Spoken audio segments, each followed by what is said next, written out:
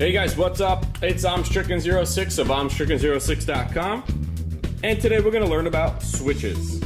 In front of you is your standard rocker switch with an LED, so that way when you push the button, the LED will light up, and the 3 wires that will be required in order to make that LED light up.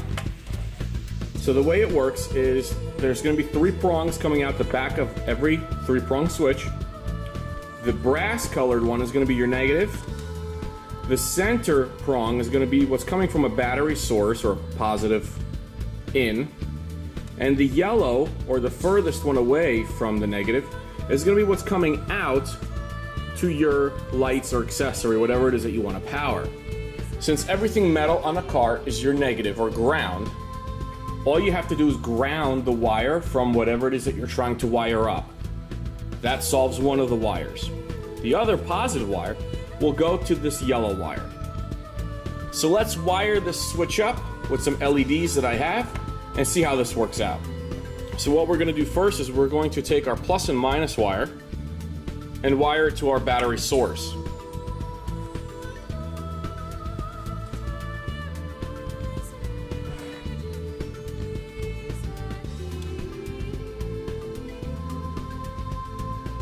Alright, so we have the red going to battery positive, the black going to battery negative. Now we're going to take the yellow wire, we're going to connect it to the positive of whatever it is that we're trying to power up. In the meantime, I'm just going to temporarily attach it like so. And we're going to take the negative of the light, and we're also going to ground that. Now you will notice the LED is off on the switch, but as soon as I tilt it forward, the LED on the switch will turn on, as well as our accessory light.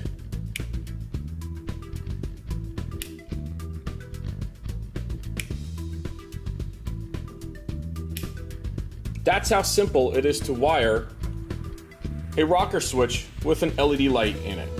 The other style of switch is one I don't typically recommend. It's a 2-prong switch. There's no LED on the button, and you basically will have to split a wire, install this in the middle of it, and that will cut power to whatever wire it is, either ground or positive, that you're trying to run. Again, I don't typically advise you to install these. This will support up to 6 amps.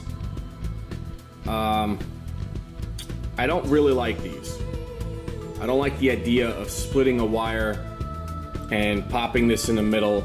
I mean, I typically run everything with a relay anyway, but maybe for very small circuits like a single LED, or maybe just a few like half-amp LEDs, something like that, maybe I would run this.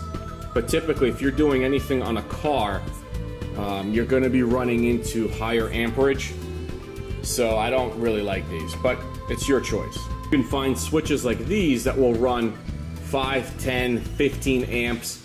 Some will go even higher, but they'll be a little bit bulkier looking. They'll be a little bit bigger for the internals in order to withstand the current.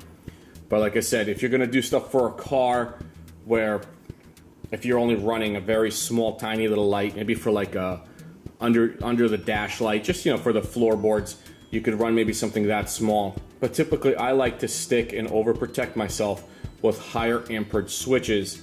Plus they're always reusable. If you don't like something a mod, you could take it out, pop it in something else, and you could always reuse a higher amperage switch, even on a very low amperage circuit. It won't hurt. You can't do that with a low amperage switch. You can't use it on a higher amperage circuit. Alright guys, thanks for watching. It's Stricken06 of Stricken06.com. Visit my website. You're going to find all the different stuff that I use. I have a whole store with Amazon links. You can buy all the stuff that I use. This way you can just make a really quick and easy install since you watched it here and watch my video while you do it. Yeah, so I hope you learned something about 3-prong switches and LED switches, the rocker switches. And subscribe to my channel if you like what you saw. If you found it useful, share it on with Facebook, whatever, and subscribe. Take care, guys.